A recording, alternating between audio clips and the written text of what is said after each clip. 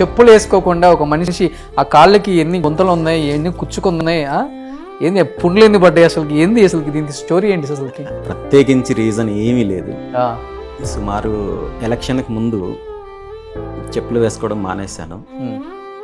ఆ రోజు నుండి ఈ రోజు వరకు వేసుకోవాల్సిన అవసరం రాలేదు. వేసుకోవాల్సిన అవసరం వచ్చినప్పుడు ఖచ్చితంగా. ఎందుకు?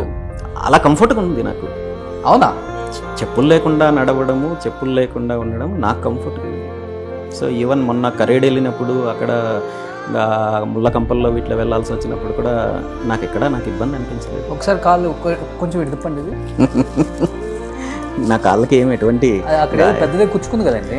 అది ఎక్కడో చోట రోడ్డు మీద ఎక్కడో తగిలింది ఒకసారి, ఏదో నడుస్తూ వెళ్తున్నప్పుడు తప్ప ఏమి ఇబ్బంది.